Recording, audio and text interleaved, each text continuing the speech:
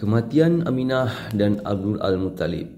Kemudian Rasulullah SAW tinggal bersama ibunya Aminah. Aminah membawa baginda SAW ke Madinah untuk menziarahi bahawa bapanya, saudara ayahnya iaitu Bani Adi bin Najjar. Ketika dalam perjalanan pulang, Aminah tiba-tiba sakit dan meninggal di Alba. Selepas itu Rasulullah SAW berada di bawah jagaan Ummu Aiman dan ditanggung oleh datuknya Abdul Al-Muttalib. Abdul Al-Muttalib mencurahkan kasih sayang kepada baginda melebihi kasih sayang yang dicurahkan kepada anak-anaknya. Ini kerana dia dapat melihat tanda-tanda yang menunjukkan bahawa Muhammad SAW mempunyai masa depan yang gemilang. Abdul Al-Muttalib amat memuliakan baginda SAW. Walau bagaimanapun, setelah Rasulullah SAW berusia 8 tahun, datuknya Abdul Al-Muttalib meninggal dunia. Selepas itu baginda ditanggung oleh bapa saudaranya Abu Talib. Abu Talib memelihara Rasulullah SAW dengan penuh kasih sayang dan perhatian. Abu Talib tidak memiliki harta yang banyak. Lalu Allah memberkatinya ketika berada dalam tanggungan Abu Talib. Rasulullah SAW adalah contoh teladan yang paling baik. Baginda bersikap qanaah dan menjauhi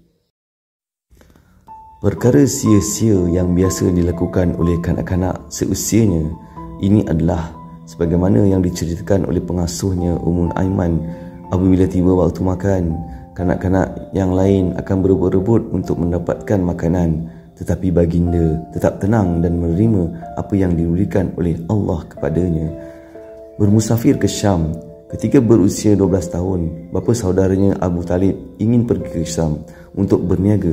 Pemergian Abu Talib amat sukar diterima oleh baginda SAW sehingga akhirnya Abu Talib membawa baginda bersama. Ini adalah perjalanan pertama rombongan dagang ke Syam dan mereka tidak akan tinggal lama di sana. Apabila tiba di bandar Bursa, seorang pendeta bernama Buhaira telah datang berjumpa kedua ketua-ketua rombongan. Dia bertanyakan mereka mengenai berita-berita yang dibacanya di dalam kitab-kitab suci yang mereka menceritakan mengenai pengutusan seorang nabi di kalangan bangsa Arab yang akan lahir pada masa itu. Rombongan tersebut menjawab, sehingga sekarang ia masih belum berlaku. Sebelum berlakunya pengutusan Nabi SAW, pertanyaan seumpama ini selalu dikemukakan oleh orang-orang Yahudi dan Nasrani. Mengenai perkara ini, Allah berfirman, Bismillahirrahmanirrahim. Falamma ja'ahum ma arafu kafaru bih. Fala'natullahi 'alal kafirin.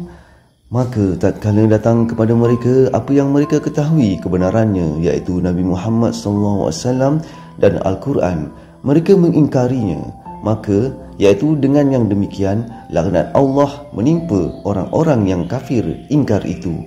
Al-Baqarah 89. Peperangan Fijar.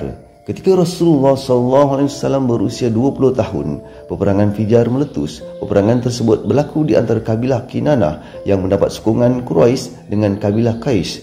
Punca meletusnya peperangan ini ialah Al-Numan bin Al-Munzir, Raja Arab di Hira, mempunyai barang-barang perniagaan yang dihantar ke pasar Ukas setiap tahun. Ketika menghantarnya, Al-Numan melantik seorang lelaki yang kuat dan perkasa serta dihormati oleh kaumnya sebagai ketua rombongan untuk mengawal rombongan dagang pada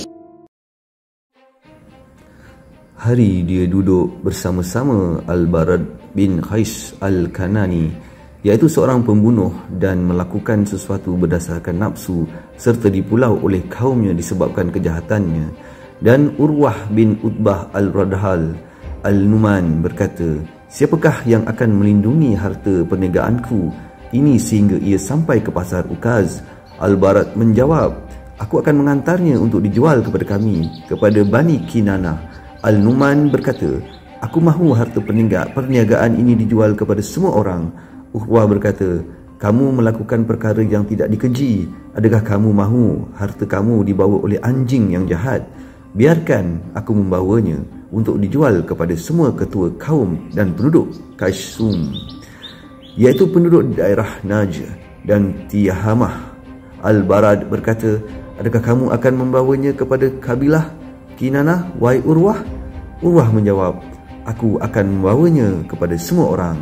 Al-Barad merasakan sakit hati dan mencari-cari peluang untuk melaksanakan niat jahatnya. Peluang tersebut diperolehi apabila Urwah keluar membawa barang dagangan.